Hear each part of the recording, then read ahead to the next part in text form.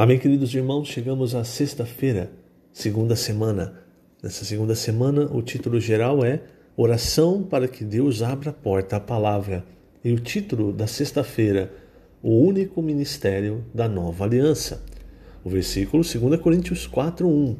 Tendo este ministério, segundo a misericórdia que nos foi feita, não desfalecemos.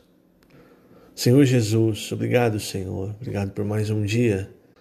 E obrigado, Senhor, por este ministério, o ministério da nova aliança, gerado com o teu próprio sangue, o ministério do Espírito, o ministério que infunde a tua glória dentro dos teus filhos, não mais o ministério da glória exterior, da glória desvanecente, mas agora o ministério que forma inúmeros filhos de Deus, à tua imagem, Senhor, transformando-os segundo a tua imagem, pelo Espírito. E obrigado também, Senhor, por tuas palavras. O Senhor, de forma rica, todos os dias, tem nos suprido com as tuas riquezas, tem nos suprido com a tua própria pessoa, através do rio que flui, o rio da graça, o rio que flui do teu trono, a tua própria palavra, que vem para transformar-nos, para nos alimentar, que vem para nos direcionar. Obrigado, Senhor. Obrigado por tudo que o Senhor tem nos dado. O Senhor tem sido de extrema misericórdia conosco. A tua graça tem superabundado em nossa vida, mesmo ainda nós não sendo fiéis, mesmo ainda cada um de nós ainda sendo tão incrédulos, tão desobedientes ao Senhor. O Senhor nunca desistiu de nenhum de nós e continua insistindo com cada um. Por isso, Senhor, nós te agradecemos. E humildemente, Senhor, nós te pedimos hoje, guarda-nos em Ti, pois em Ti estamos seguros, livres. Em Ti nós podemos ter a verdadeira vida, uma vida oculta em Ti, mas uma vida que quer manifestar tudo o que Tu és para as outras pessoas. Obrigado, Senhor. Jesus é o nosso Senhor. Muito bem, queridos irmãos, o título dessa sexta-feira, o único ministério da nova aliança. Ontem, irmãos, eu citei o versículo de 2 Coríntios 3, onde Paulo, versículo 3, ele fala: estando já manifestos como cartas de Cristo, produzida pelo nosso ministério, escrita não com tinta, mas pelo Espírito do Deus vivente. Então aqui, irmãos, é o ministério da nova aliança, é o único ministério. Todos nós temos os nossos ministérios, certo? Quer dizer, relacionado ao nosso serviço, mas tudo é para o único ministério, que é o ministério de edificação do corpo de Cristo, o ministério da nova aliança, que começou com o Senhor Jesus, foi passado para os 12 apóstolos, passado para Paulo e, através dos tempos, passado também para cada um de nós. Ou seja, nós fazemos parte desse ministério da edificação do corpo de Cristo. E ontem também nós vimos, irmãos, o quanto Paulo sofria com as dificuldades, as oposições que se levantavam, oposições essas que iam contra a edificação da igreja. E de todas as oposições, as piores, irmãos, as que Paulo mais sofriam, as que vinham dos judaizantes. Porque os judaizantes não eram apenas judeus, mas eram judeus convertidos, mas que ainda não haviam deixado todas as práticas do Antigo Testamento. Então você vai em Atos, você vê isso claramente, Gálatas ele fala um pouco disso. Você vê que eles achavam ainda que para a pessoa ser salva não bastava crer em Cristo, precisava ainda guardar a lei de Moisés, se circuncidar. E eles entravam nas igrejas com um outro evangelho, um outro falar. E esse falar desviava muitos irmãos, porque eles tinham aquela coisa que Paulo fala em 1 Coríntios. Para os coríntios, ele falava, eles tinham um parecer de que as palavras que eles falavam eram palavras de sabedoria, eles tinham uma certa empáfia, uma certa, entre aspas, aura espiritual. E Paulo derruba tudo isso, irmãos, em 1 Coríntios. Quando ele diz, eu decidi nada saber, a não ser Cristo e este crucificado.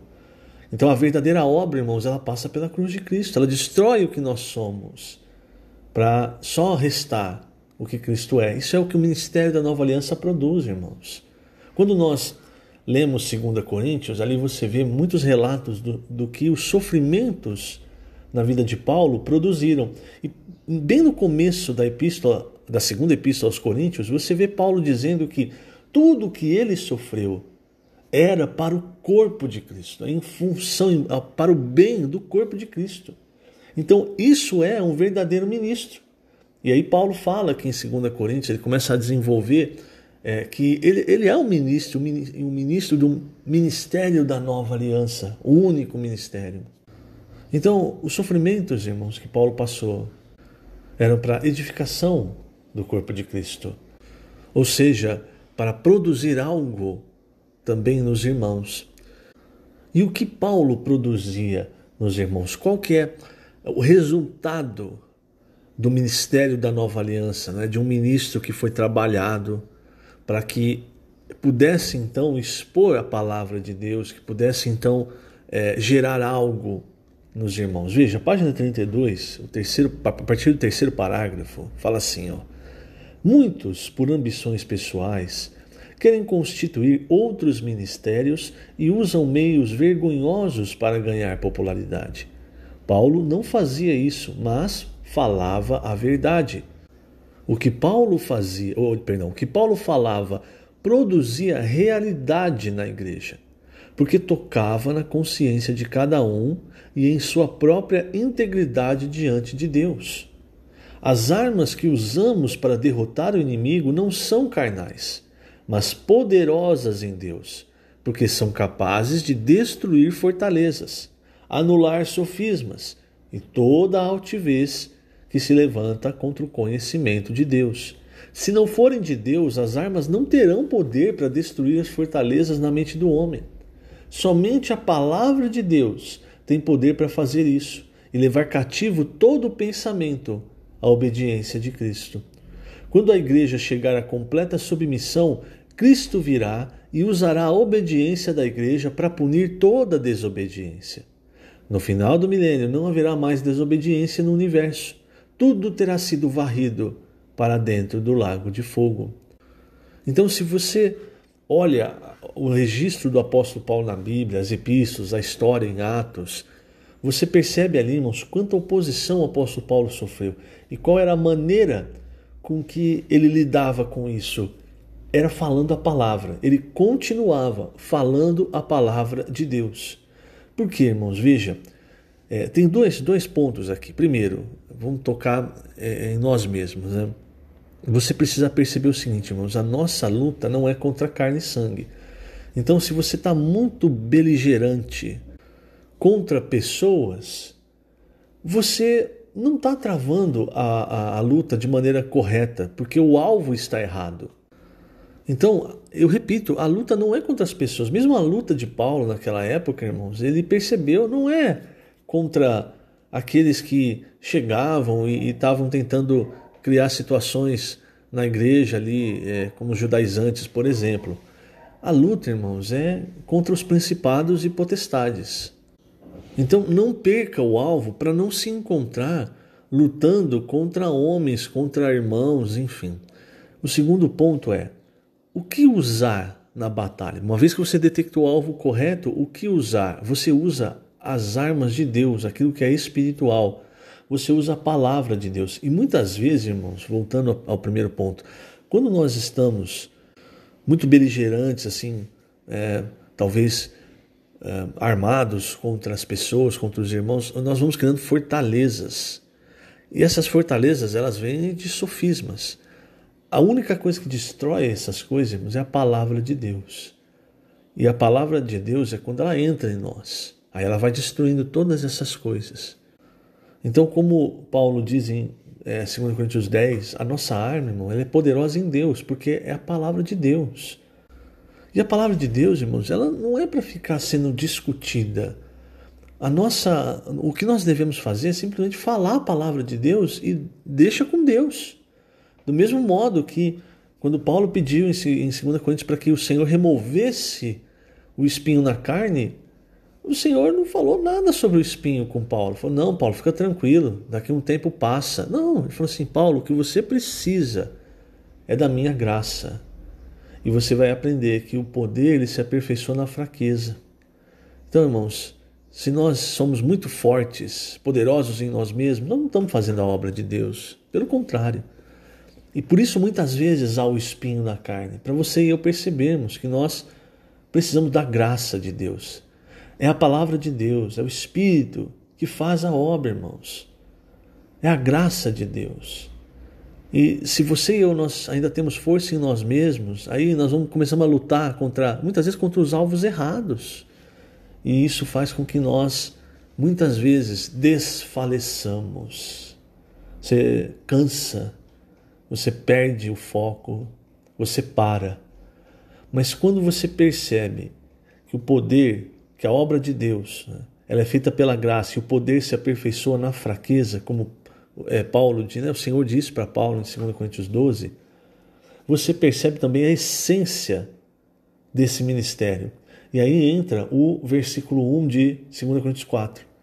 Pelo que, tendo este ministério, segundo a misericórdia que nos foi feita. Você percebe? Não é nada com você, não é nada que você tenha. Não desfalecemos. Mas por que você não desfalece? Porque você está recebendo a graça de Deus, a palavra de Deus, e você está também falando a palavra de Deus. Quando você está falando a verdade, quando você está trabalhando com a palavra, com a verdade, irmãos, isso produz verdade.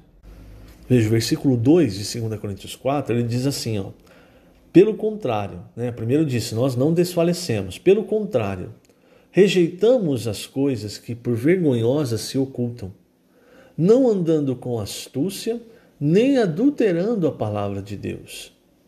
Porque acontecia isso na época do apóstolo Paulo. Então, eu já falei ontem, Paulo está tratando aqui a segunda carta aos Coríntios, ele está tratando um problema que estava acontecendo na igreja, em que muitos o tinham como uma pessoa de mundano proceder, uma pessoa que estava tentando tirar vantagem até financeira deles. Você lê 2 Coríntios 10, você vê isso. Paulo expõe isso. E aqui, irmãos, ele diz, vou ler de novo o versículo 2, pelo contrário, rejeitamos as coisas que por vergonhosas se ocultam, não andando com astúcia, nem adulterando a palavra de Deus. Antes nos recomendamos a consciência de todo homem, na presença de Deus, pela manifestação da verdade.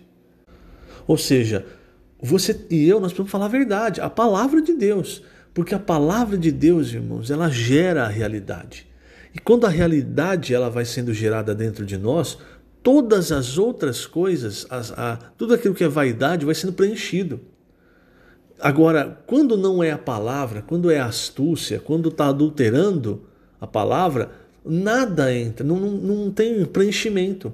E ainda vive na vaidade dos pensamentos, entendeu? O homem, nós ainda ficamos na vaidade dos pensamentos. Com outros motivos, aqui Paulo fala coisas que por vergonhosas se ocultam.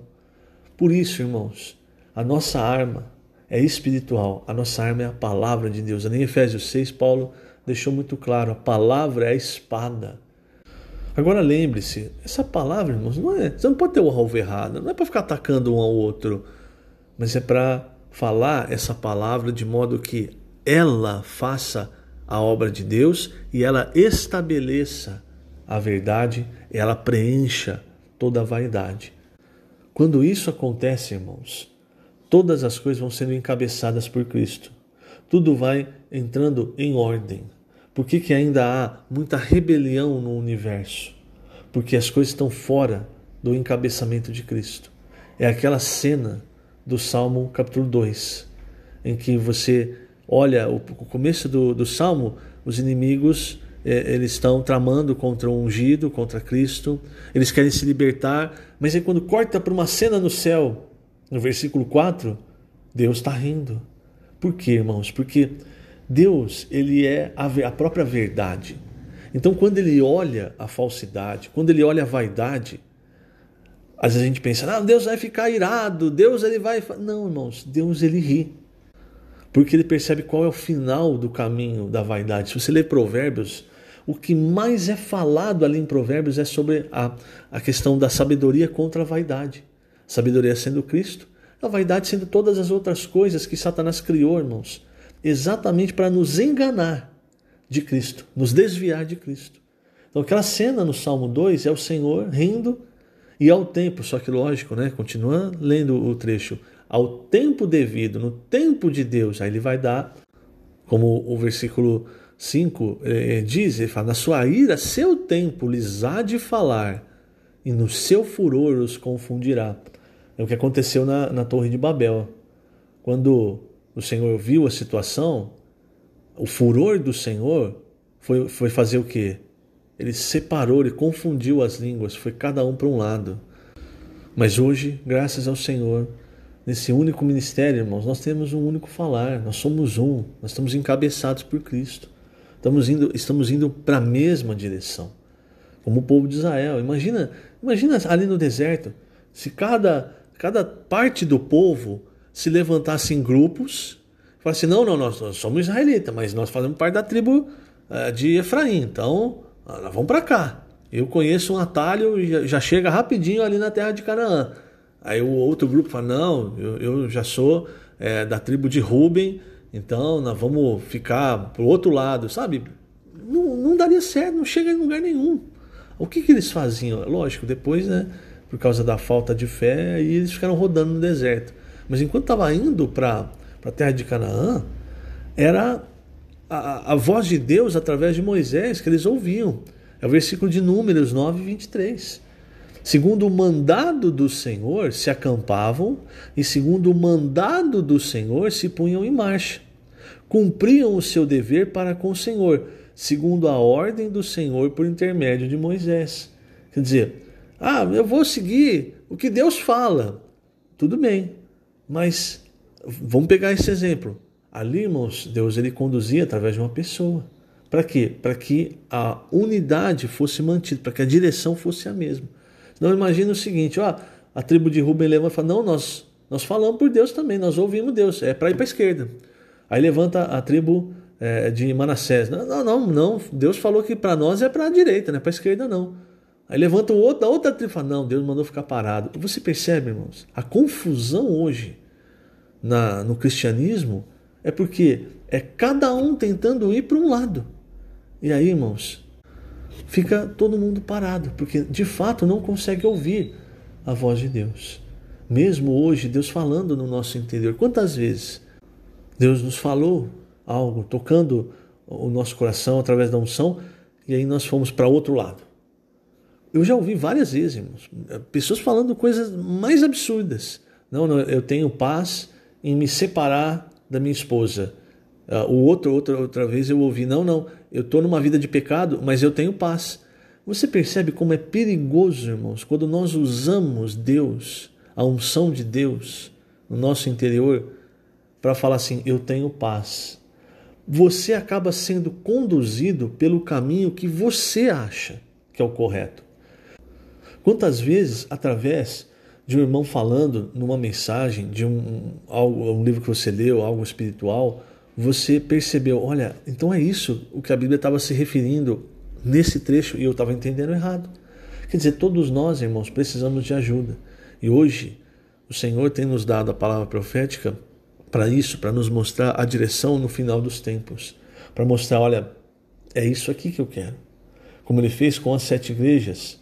Agora, se você tirar do contexto histórico, porque as 7 igrejas em Apocalipse existiram, cada uma delas o Senhor veio, tocou no ponto em que ele não estava satisfeito e encorajou a continuar. Aquilo para elas foi a palavra profética, irmãos. Por quê? Porque mostrou, olha, a direção é essa aqui. Se o Senhor não tivesse mandado a primeira carta à igreja em Éfeso, talvez, irmãos, aqueles irmãos nunca teriam percebido que lhes faltava o primeiro amor. Que eles estavam apegados a muitas coisas, mas o que Deus realmente queria é que eles não abandonassem o primeiro amor. E que o resultado de abandonar o primeiro amor é ter o candelabro removido.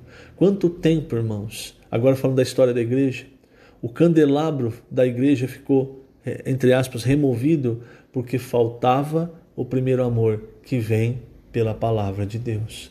Nós tivemos anos em que a própria humanidade considerou a idade das trevas. Por quê? Porque se faltava, irmãos, a palavra de Deus sendo falada de acordo com como ela é, sendo falada de modo correto, de modo puro. A verdade que nós falamos aqui no começo, a verdade produz realidade. Quando não há verdade ou quando há deturpação da verdade, o que se produz é vaidade. É o que nós vimos, principalmente no começo da história da igreja, com os absurdos que foram feitos em nome de Deus, matando pessoas, enfim. Nós precisamos da palavra, irmãos. E hoje o Senhor, pela misericórdia dele, tem nos dado a palavra profética para nos auxiliar, para nós vermos, olha, o caminho é esse aqui. Senão fica girando, girando, girando, e olha que você vai ver, o Senhor voltou e você não está pronto. Por quê? Porque não percebeu a palavra dando direção para onde você deve ir.